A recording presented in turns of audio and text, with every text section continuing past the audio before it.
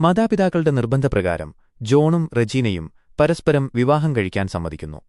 വിവാഹശേഷം അവർ അവരുടെ അപ്പാർട്ട്മെന്റിൽ അപരിചിതരായി ഒരുമിച്ച് താമസിക്കുന്നു. ഓഫീസിൽ നിന്ന് എല്ലാ രാത്രിയും ജോൺ മദ്യപിച്ച് വീട്ടിലേക്ക് വരുന്നു. ജോൺ മനഃപൂർവ്വം റെജീനയെ ശല്യപ്പെടുത്താൻ ഇത് ചെയ്യുന്നു. പിന്നീട് ഓസ്ട്രേലിയയിലേക്ക് ട്രാൻസ്ഫറിന് അപേക്ഷിക്കുന്നു. ഒരു രാത്രിയിൽ റെജീന ഫിറ്റ്സ് കാരണം വീഴുന്നു. ജോൺ റെജീനയെ ആശുപത്രിയിലേക്ക് കൊണ്ടുപോകുന്നു. അവിടെ റെജീനയുടെ പ്രായത്തെക്കുറിച്ചും മദ്യപിച്ച അവസ്ഥ മൂലമുള്ള മെഡിക്കൽ ചരിത്രത്തെക്കുറിച്ചുമുള്ള ഡോക്ടറുടെ ചോദ്യങ്ങളോട് ജോണിന് പ്രതികരിക്കാൻ കഴിഞ്ഞില്ല. പിന്നീട് ഡോക്ടറോട് ക്ഷമാപണം നടത്താൻ ജോൺ പോകുമ്പോൾ ഭാര്യയുടെ ആരോഗ്യത്തെക്കുറിച്ച് അറിയേണ്ടത് പ്രധാനമാണെന്ന് ഡോക്ടർ ജോണിനോട് പറയുന്നു. അയാൾക്ക് ഭാര്യയെ ഇഷ്ടപ്പെട്ടില്ലെങ്കിൽ പോലും. ജോൺ റെജീനയോട് അവളുടെ ആരോഗ്യപ്രശ്നങ്ങളെക്കുറിച്ച് ചോദിക്കുന്നു. മുമ്പ് 2 തവണ അവൾക്ക് ഫിറ്റ്സ് ഉണ്ടായിരുന്നുവെന്ന് റെജീന വെളിപ്പെടുത്തുന്നു. കോളേജ് പഠനകാലത്ത് ഒരു മൊബൈൽ കമ്പനിയിലെ കോൾ സെന്ററിൽ ജോലി ചെയ്യുന്ന സൂര്യയുമായി റെജീന പ്രണയത്തിലാകുന്നു. സൂര്യയും റെജീനയും തങ്ങളുടെ പ്രണയത്തെക്കുറിച്ച് മാതാപിതാക്കളെ അറിയിക്കാൻ തീരുമാനിക്കുന്നു. പക്ഷേ സൂര്യയുടെ അച്ഛൻ അവരുടെ ബന്ധത്തിനെതിരാണ്. അതിനാൽ അവർ മാതാപിതാക്കളെ അറിയിക്കാതെ വിവാഹം കഴിക്കാൻ തീരുമാനിക്കുന്നു. സൂര്യയുടെയും റെജീനയുടെയും വിവാഹത്തിന് നിശ്ചയിച്ച ദിവസം സൂര്യ വിവാഹത്തിന് രജിസ്ട്രാർ ഓഫീസിൽ വന്നില്ല. റെജീനയുടെ അച്ഛൻ ജെയിംസിന് റെജീനയോട് സഹതാപം തോന്നുന്നു. അദ്ദേഹം അവളെ സൂര്യയുടെ വീട്ടിലേക്ക് കൊണ്ടുപോകുന്നു. അവിടെ സൂര്യ ഇതിനകം യുഎസിലേക്ക് പോയിട്ടുണ്ടെന്ന് അവർ മനസ്സിലാക്കുന്നു. കുറച്ച് ദിവസങ്ങൾക്ക് ശേഷം സൂര്യയുടെ സുഹൃത്ത് അയ്യപ്പനിൽ നിന്ന് റെജീനയ്ക്ക് ഒരു കോൾ ലഭിക്കുകയും സൂര്യ ആത്മഹത്യ ചെയ്തതായും അദ്ദേഹം മരിച്ചതായും പറയുന്നു. സൂര്യയുടെ മരണത്തിന്റെ വാർത്ത കേട്ടതിൽ റെജീനയ്ക്ക് ആദ്യമായി ഫിറ്റ്സ് അനുഭവപ്പെടുന്നു. 3 വർഷങ്ങൾക്ക് ശേഷം റെജീനയുടെ വിവാഹം കഴിക്കാൻ അച്ഛൻ പറയുന്നു.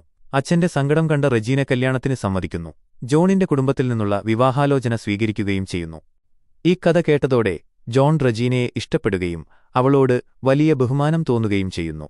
എന്നാൽ റെജീന ജോണിനോട് വളരെ ദേഷ്യത്തിലാണ് പെരുമാറുന്നത്. ജോണിന്റെ സുഹൃത്ത് സാരഥി അവരുടെ ഫ്ളാറ്റിൽ വന്ന് ജോണിന്റെ ഭൂതകാലത്തിൽ എന്താണ് സംഭവിച്ചതെന്ന് വെളിപ്പെടുത്തുന്നു.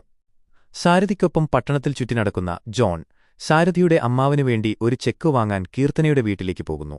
ആദ്യ കാഴ്ചയിൽ തന്നെ ജോൺ കീർത്തനയുമായി പ്രണയത്തിലാകുകയും അവളെക്കുറിച്ച് കൂടുതലറിയാൻ ശ്രമിക്കുകയും ചെയ്യുന്നു. കുറച്ച് ദിവസങ്ങൾക്ക് ശേഷം ജോൺ കീർത്തനയെ വിവാഹം കഴിക്കുന്നു. വിവാഹത്തിന്റെ പിറ്റേന്ന് കീർത്തന ഒരു വാഹനാപകടത്തിൽ മരിക്കുന്നു. ജോണിനെ ഹൃദയം തകർക്കുന്നു. മറ്റൊരു പെൺകുട്ടിയെ വിവാഹം കഴിക്കേണ്ടെന്ന് ജോൺ തീരുമാനിക്കുന്നു. 4 വർഷത്തിനുശേഷം സാരഥിയെ ആശ്വസിപ്പിക്കുകയും ജോണിനെ വീണ്ടും വിവാഹം കഴിക്കാൻ പറയുകയും ചെയ്യുന്നു. ഈ കഥ കേട്ടപ്പോൾ റെജീനയ്ക്ക് ജോണിനോട് ഇഷ്ടം വരാൻ തുടങ്ങി. ജോണിനും റെജീനയ്ക്കും പരസ്പരം ഇഷ്ടമാണെങ്കിലും അവർ അത് ഒരിക്കലും പരസ്പരം വെളിപ്പെടുത്തിയില്ല. ജോണിന്റെ ജന്മദിനത്തിൽ റെജീന അച്ഛന്റെ മുമ്പിൽ സന്തോഷത്തോടെ ജോണിനൊരു സമ്മാനം നൽകുകയും അത് ഒറ്റയ്ക്ക് തുറക്കണമെന്ന് പറയുകയും ചെയ്യുന്നു. പക്ഷേ ജോൺ അത് തുറക്കാതെ അത് കട്ടിലിനടിയിലേക്കെറിയുന്നു. കാരണം റെജീന അച്ഛന്റെ മുന്നിൽ സ്നേഹം നടിക്കുന്നതാണെന്ന് ജോൺ കരുതുന്നു. റെജീനയുടെ അച്ഛന് ഇവരുടെ സ്നേഹം അഭിനയമാണെന്ന് തോന്നി. അത് റെജീനയോട് സ്വകാര്യമായി പറയുകയും ചെയ്യുന്നു. അങ്ങനെ ഒരുനാൾ ജോൺ ജോലി കഴിഞ്ഞ് വീട്ടിൽ വരുമ്പോൾ റെജീനയ്ക്കൊരു കൊറിയർ ഉണ്ടായിരുന്നു.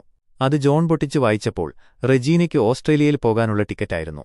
അത് ജോണിന് വല്ലാതെയായി. റെജീനയെ വിമാനത്താവളത്തിൽ വിട്ട ശേഷം ജോണിന് റെജീനയിൽ നിന്ന് ഒരു കോൾ വരുന്നു. അവൾ സൂര്യയെ ഇമിഗ്രേഷൻ കൗണ്ടറിൽ കണ്ടതായി പറയുന്നു.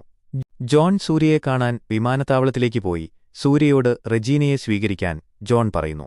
തന്റെ അച്ഛൻ തന്നെ പോകാൻ നിർബന്ധിച്ചുവെന്നും റെജീന തന്നെ മറക്കാൻ വേണ്ടി താൻ ആത്മഹത്യ ചെയ്തതായി നടിച്ചുവെന്നും സൂര്യ ജോണിനോട് പറയുന്നു. താനിപ്പോൾ സന്തോഷത്തോടെ വിവാഹിതനാണെന്ന് സൂര്യ ജോണിനോട് കള്ളം പറയുന്നു. ഒരു പുരുഷന് താൻ സ്നേഹിക്കുന്ന പെൺകുട്ടിയെ എപ്പോഴും വിവാഹം കഴിക്കാൻ കഴിയില്ലെന്നും എന്നാൽ ഒരു പുരുഷൻ താൻ വിവാഹം കഴിക്കുന്ന പെൺകുട്ടിയെ എപ്പോഴും സ്നേഹിക്കണമെന്നും സൂര്യ ജോണിനോട് പറയുന്നു. ജോൺ പോകുമ്പോൾ റെജീന സമ്മാനമായി നൽകിയ തന്റെ കൈയിലുള്ള മോതിരത്തിലേക്ക് സൂര്യ നോക്കുന്നു. അത് അവരുടെ ബന്ധത്തിന്റെ ഓർമ്മകളുമായി എപ്പോഴും ജീവിക്കുമെന്നും താനൊരിക്കലും മറ്റൊരു പെൺകുട്ടിയെ വിവാഹം കഴിക്കില്ലെന്നും സൂചിപ്പിക്കുന്നു.